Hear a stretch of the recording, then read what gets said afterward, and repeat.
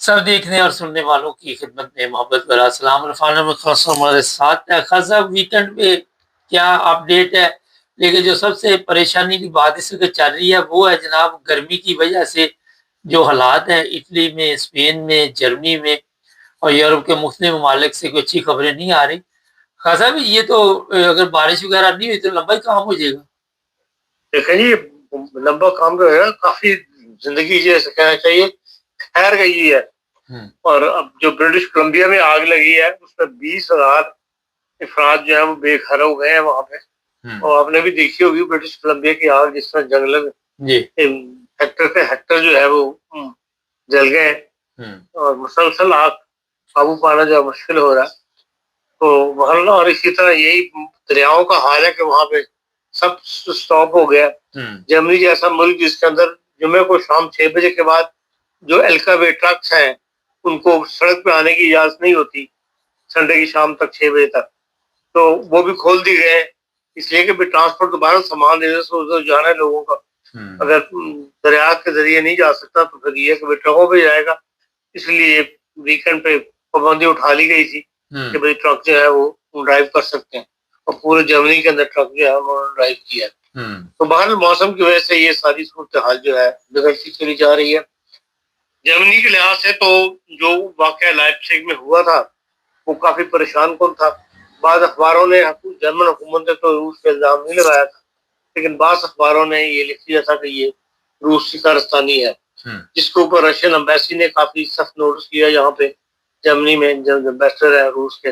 اور انہوں نے کہا کہ یہ حرکت ہم نے نہیں کی، ہمارے پاس قسم کے الزام تلاشی کرنے سے پہلے پوری طرح تحقیق ہونی چاہیے. لیکن بہرحال یہ ایک سیریس مسئلہ تھا جس کے لیے جو کیبنٹ ہے اس کی ہنگامی میٹنگ ہوئی ہے. نیشنل سیکورٹی کا جو ادارہ ہے ان کی بھی اسپیشل میٹنگ پرائم منسٹر کے ساتھ ہوئی ہے، اور اس کے بعد یہ فیصلہ کیا گیا ہے کہ یہاں پر جرمنی کے اندر جو ہے ڈرون سیکورٹی ریسرچ سینٹر جو ہے وہ قائم کیا جائے گا. اور 18 اگست سے یہ جرمن ایرو اسپیس سینٹر جو ہے لائپزگ کے قریب ہی وہیں پر اس ادارے کا قیام میں لایا جائے گا، اور یہ 18 اگست سے باقاعدہ کام شروع کر دے گا. وہ کہتے ہیں ڈرون ٹیکنالوجی جس تیزی سے ترقی کر رہی ہے اس سے بچانے کے لیے، اثرات سے بچانے کے لیے ریسرچ سینٹر قائم کرنا جو ہے وہ ضروری ہو گیا. اور یہ ریسرچ سینٹر جو ہے ڈرون کا ایک قسم کا توڑ ہوگا کہ اس کو ناکام بنانے کے لیے کیا ریسرچ کی جائے. بس اس کے علاوہ انہوں نے فیڈرل پولیس کا محکمہ جو ہے یونٹ قائم کر دیا، وہ بھی جو ہے وہ اینٹی ڈرون یونٹ کہلائے گا. 300 اہلکار اس کے اندر شامل کیے گئے ہیں. اور یہ بھی ہے یہ آپریشن جو ہے یہ جرمنی کے 8 لوکیشنز میں یہ یونٹ جو ہے اپنا آپریشن بیس کریں گے، بیس کیمپ بنائیں گے جو بھی ان کی طرف سے ہوگا.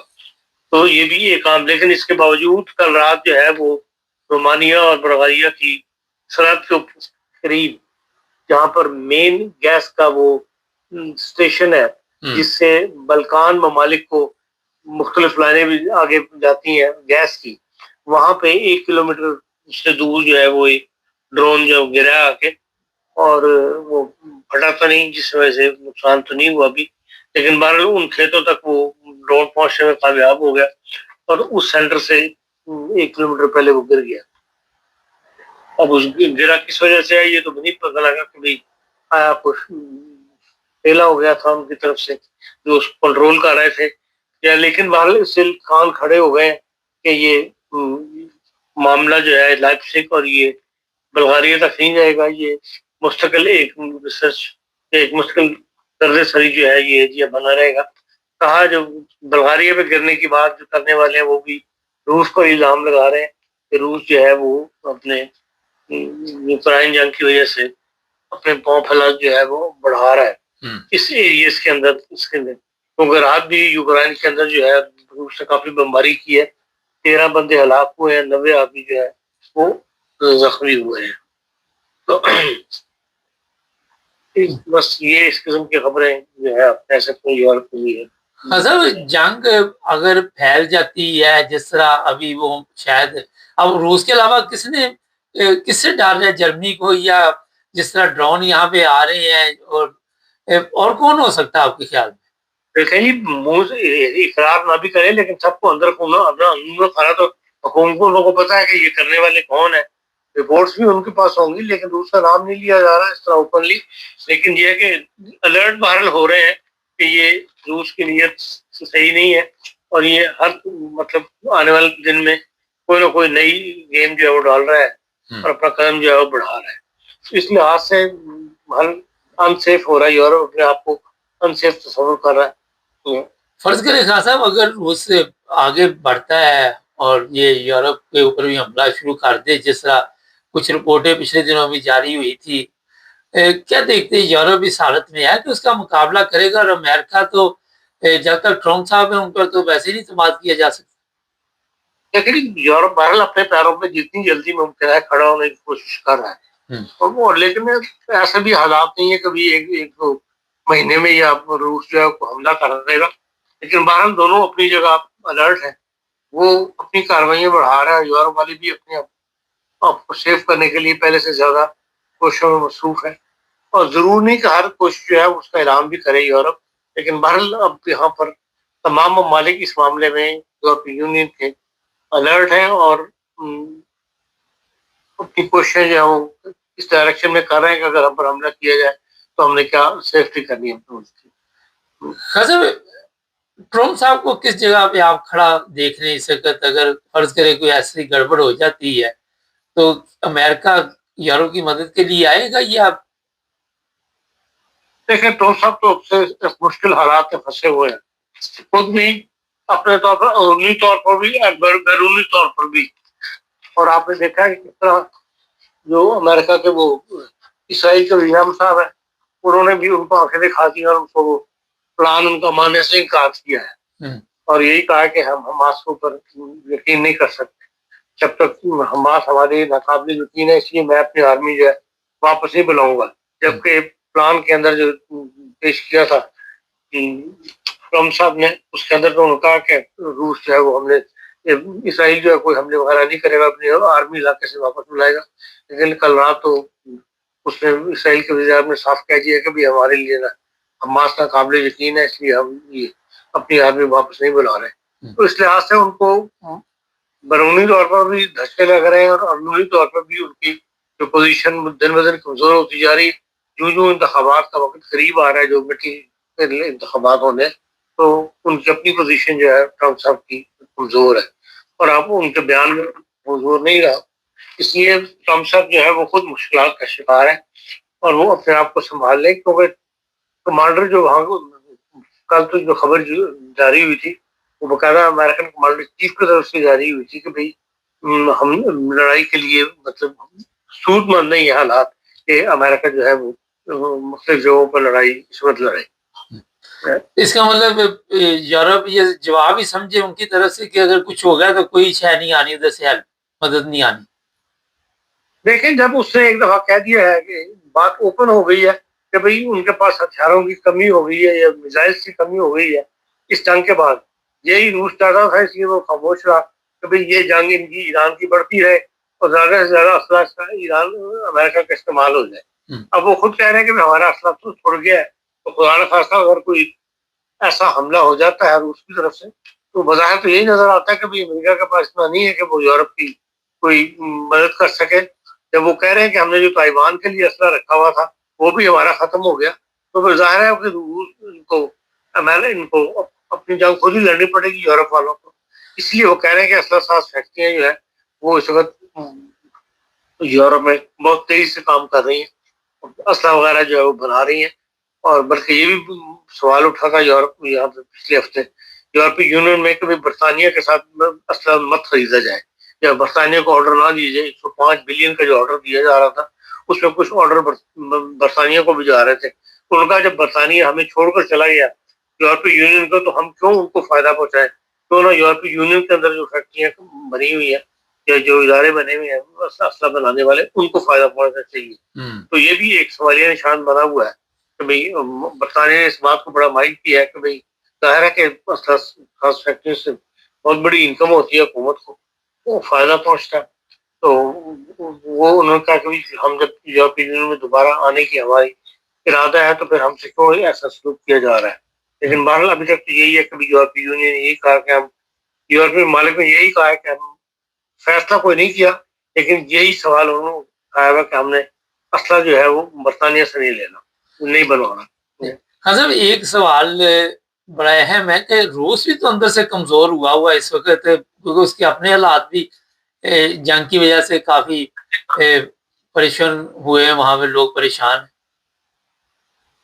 دیکھیں اس کی اتنی بڑی پریشانی اس کو اس لیے نہیں ہے کہ وہاں پر جو کچھ روس کے پاس ہے اس کے بارے میں دنیا کو پتہ بھی نہیں ہے۔ ہر چیز دنیا نے روس سے بہت کچھ جو بھی ایک چھپا کر رکھا ہوا ہے۔ باقی وہاں کے لوگوں کے جو مقامی حالات ہیں، وہاں تو روس ہمیشہ کے وہاں ایسے ہی رہے ہیں، اور روس نے جب اپنے عوام کو جو ہے وہ اتنا زیادہ کچھ دینے کی پوزیشن نہیں رہا کبھی بھی۔ کبھی وہاں کے لوگوں کو اس نے، جس طرح یورپ کے لوگ عوام کو اپنے آپ کو استعمال کرتے ہیں، اپنے آپ کو یہ چیزیں استعمال کر سکتے ہیں، یا جس طرح کی کمفرٹیبل لائف یورپین کے پاس ہے، روس نے اپنے عوام کو کبھی بھی نہیں دی۔ ہاں وہ اپنے آپ کو جو حکومتی ادارے ہیں ان کو وہ اسٹرانگ کرتا ہے، تو اسی مالی سے وہ کام تو آج بھی۔ جی حضرت، ایک اہم سوال ہے کہ نئے وزیر اعظم آ گئے یہاں پہ انگلینڈ کے، تو اب کس چیز کی سستی ہے، اتنا سلو کیوں ہے یہ یورپی یونین میں واپس جانا انگلینڈ کے لیے؟ دیکھیں یورپی یونین میں سے نکلا تھا ریفرنڈم کے بعد، اور اب ریفرنڈم کے بعد ہی انٹر ہوگا۔ اب پارلیمنٹ کو ایسا بڑا فیصلہ نہیں کرے گی کہ ہم یورپی یونین میں شامل ہوں۔ اس پہ کوئی کام ہو رہا ہے؟ پارلیمنٹ کو فیصلہ کر جی کوئی کام ہو رہا ہے اس پہ، کوئی بات چیت ہو رہی نہیں؟ ابھی تو دیکھیں یورپی انگلینڈ خود داخلی مسائل کا شکار ہے، ابھی ان ایسے بڑے پروجیکٹ کی طرف توجہ نہیں ہے۔ یہ لازمی نیا الیکشن ہونے کے بعد ہی میں سمجھتا ہوں کہ ممکن ہوگا کہ ایسے بڑے فیصلے جو ہے وہ برطانیہ کر سکے۔ حضرت تھوڑا سا چلتے ہیں اپنے ممالک کی طرف بھی۔ تین ممالک کا جو معاہدہ ہوا، لوگوں کے تو بڑے تحفظات ہیں، وہ کئی ایسے سوالات اٹھا رہے ہیں سعودی عرب، ترکی اور پاکستان میں۔ پاکستان کے لوگوں کے تحفظات نہیں ہیں؟ ہاں جی، پاکستان والے مطلب لوگ پراپوگنڈا سمجھ لے، وہ کہہ رہے جی سعودی عرب کے اوپر اگر کوئی حملہ ہوتا ہے تو پاکستان اگر اس میں کود پڑتا ہے تو ایران کے ساتھ تعلقات خراب ہو جائیں گے، اور ترکی جو ہے وہ تو اسرائیل کو ویسے ہی مان رہا ہے، تسلیم کر رہا ہے، تو لوگ کو خوش نہیں اس باتوں سے، ان باتوں سے جو یہ تینوں ممالک کا معاہدہ ہوا۔ دیکھیں دونوں قسم کے لوگ موجود ہیں۔ بہت سارے لوگ جو ہیں وہ یہ بھی تبصرے کر رہے ہیں کہ جی اس کو مکہ کا نام دیا جانا، اعلان مکہ کا کہنا، پھر ان کا جمعے کے دن سائن ہونا، وہ اس میں سے برکتیں ڈھونڈ رہے ہیں اور اس کو بہت زیادہ بڑھا چڑھا کے پیش کر رہے ہیں۔ اور ایسے بھی ہیں جو حالات سے باخبر ہیں، جو حالات پر نظر تجزیہ کرنے میں، جسے کہنا چاہیے انڈیپینڈنٹ ہو کر تجزیہ کرتے ہیں، وہ ان حالات سے فکر مند بھی ہیں کہ بھئی یہ ہمارا کیونکہ ایران کے ساتھ بارڈر ملتا ہوا ہے، تو خدا نہ خواستہ اگر حواسی قبائل جو ہیں یہ کنٹرول میں نہیں آتے تو پھر لازم بات ہے کہ وہ حواسی کو پر کہا یہی جاتا ہے کہ ایران ان کی مدد کر رہا ہے۔ تو اگر اس کو بیس بنا کے کہہ دیا گیا کہ ایران کی طرف سے یہ حملہ کیا جا رہا ہے تو پھر پاکستان کو اس میں مداخلت کرنی پڑے گی۔ لیکن میں سمجھتا ہوں کہ ترکی بھی اور پاکستان کے اندر ایسے سینئر لوگ موجود ہیں، ایسے پڑھے لکھے، جو ان معاملات کو ہینڈل کر لیں گے اور جنگ کی طرف جانے کی طرف نہیں، مطلب حالات کو جنگ کی طرف نہیں جانے دیں گے، بلکہ ایران کو کوئی نہ کوئی کنٹرول کرنے میں جیسے پہلے کردار ادا کیا ابھی کرنے میں کامیاب ہو جائیں گے۔ چلیں، بہت شکریہ خان صاحب کا۔ یہ تھی جی ویکینڈ کی کچھ خبریں جو ابھی آپ خان صاحب نے بتائی آپ کو، مگر گرمی کا بڑا ایشو بن گیا ہے، یہ ٹھیک ٹھاک پرابلم ہوئی ہے یورپ میں، اور کاروبار جو ہے ان کو بڑا نقصان پہنچا ہے۔ تو جہاں تک یہ تین ممالک کا جو معاہدہ ہوا ہے، میرا خیال ہے کہ ہر جگہ پر مذہبی کارڈ جب کھیلا جاتا ہے، حالانکہ اس کا میرا نہیں خیال کہ کوئی لینا دینا ہے، تو وہاں پہ کوئی رزلٹ اچھے نہیں نکلتے۔ آنے والے دنوں میں دیکھیے گا کیا ہوتا ہے۔ چینل کو سبسکرائب